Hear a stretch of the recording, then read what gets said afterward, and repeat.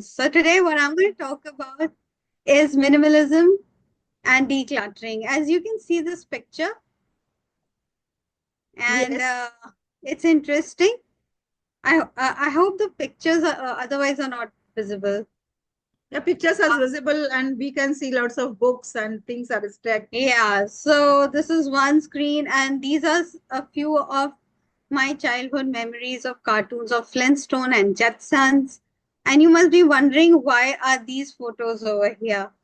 So we can see, if you are familiar with these cartoons, they did talk about the growth and changes that would occur in future. It's about how we've moved and how we've progressed. And with that progress, it even highlights minimalism.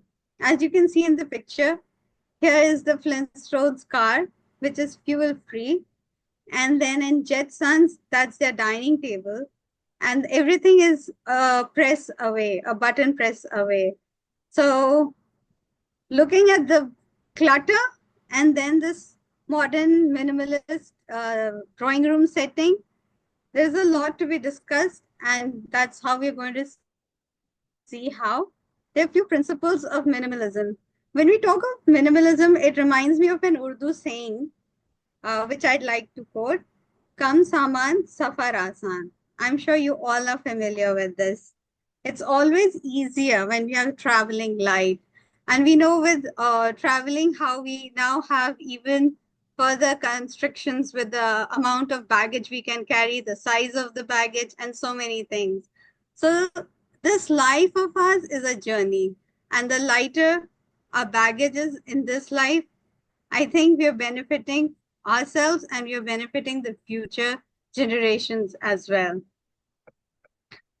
So minimalism and sustainability, they go hand in hand. Consuming judiciously not only reduces waste, but also conserves resources and lowers carbon footprint.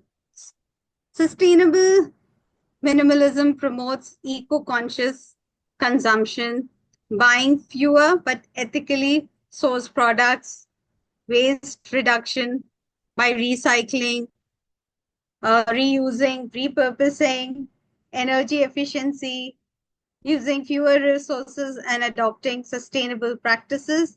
And for all this, what do we need? We need mindful living.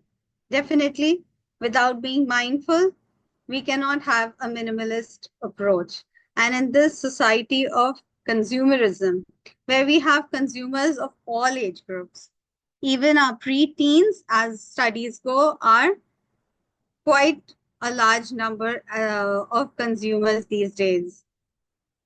So minimalism isn't just about owning less, it's about making space for what truly enriches life. And that's how we can have a healthier life and a healthier planet.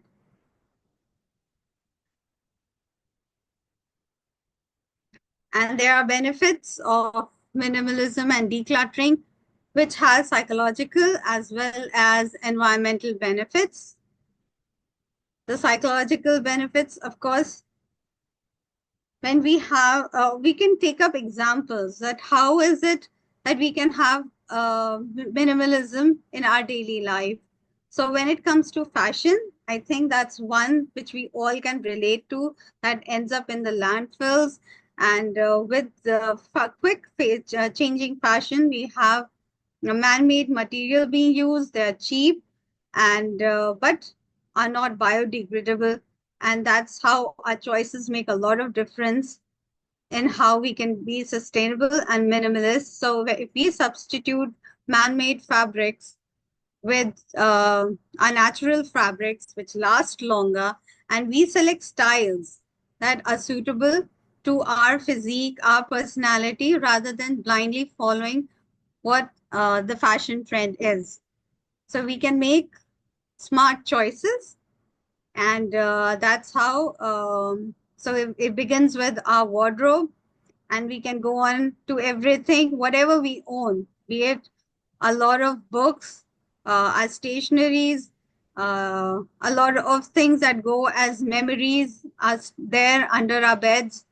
which we don't even open it. And that comes to a very simple reminder: when you are gone, or when anybody goes for their final abode, then why burden people in clearing all your clutter when you are gone?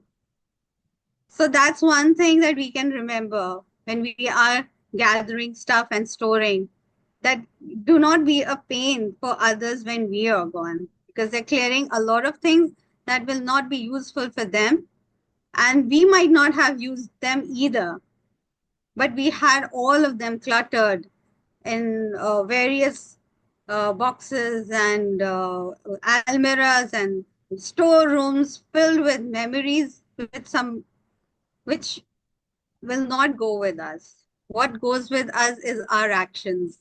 So that's one mindfulness, if we inculcate and move forward with, that would help us in minimalizing and decluttering. Even when it comes to food habits, so gluttony, it's something where you are there out eating just because you want to have a taste of it. And there's something which you're eating because it's nourishing. So, again, there comes the concept of decluttering and being minimalist. So, you're having food which is going to help you in being healthy, maintaining a good lifestyle, keeping you alert, maintaining your sugar levels, and so many other things, your vitamin intakes, and whatever is required. But going out of the way, having heavy sugary drinks or just fancy food items that cost a lot, and sometimes we just order too much and then just leave it to waste, be it at gatherings, social gatherings, that's a common practice, or any such places where food is served on a buffet. We find this a very common practice, and that's something that we all need to remember. So everything has a psychological side to it, as well as environmental sides, with all these examples that I've given. And yes, there's been a trend of passing on the heirloom dresses. So that's again a fancy, big fat Indian weddings that have been doing rounds, and has been much talk of the town. For last 1 year, we saw, I don't want to name, but yes, we know the Ambani parties, and we have so many others even happening in Chhatarpur and so many other places all over India. So the amount of decoration, the investment that goes, which all goes waste after the celebration, the flowers and everything, and dresses that you're not going to wear again, and they cost a lot. There's a lot of labor that's gone into it. And of course, the carbon footprints will follow. So, overconsumption and just doing things for a feel good factor. So, a feel good factor, that's again being mindful of how we need to align ourselves in the kind of living that we would appreciate. So, how do we do and how do we go about decluttering and being minimalist? It's setting your choices right, making the right selection, knowing yourself, and knowing how you think of your life is going to go on, because we all have a shelf life, and so all are the things that have a shelf life. So having and making smart choices according to our needs rather than our desires. So there's enough for everyone's needs, but they're not enough for everybody's desires. So, starting off, as we all have this exercise of decluttering, Dr. Halima just highlighted that how it becomes at times so difficult in reducing the waste that we are producing. And when it comes to decluttering, we have a whole lot that we feel is should be given away. And then all of a sudden we want to even keep it back because we'll have it distributed elsewhere and thinking, oh, we've given it away. And then we find everything back in our homes. Digitalizing is one of the easiest ways that we can move forward with, having all those books, subscriptions online. that will help us in visiting libraries, public libraries. That's one habit that a lot of us may not have even developed, or must have been only till our university days, and then we've stopped it because everything is so available at a button away. With all these ideas, I think I've almost covered everything. And of course, consumerism has mental health issues. It shows, even it can be out of anxiety and stress. And developing self worth is so important. Being self aware is so important. And we've discussed the shopping behavior and not falling prey to social pressures or peer pressures and so on. So it's a community engagement. We have to have our capacity building in place, and of course, an interdisciplinary approach, because not everybody must be knowing a lot about fashion and how to make choices when it comes to dressing. So there are a lot of things that go. It's something where arts and science and social science everything comes together. So with that, I'd like to end my presentation. Thank you so much for your patient listening. Thank you very much, Masooda Zia. It was really fantastic presentation, and I know that we would have gone into the details, but we have time limitations. We have another speakers in queue; they are waiting. But of course, this is really a very, very beneficial presentation where you are talking about decluttering the things.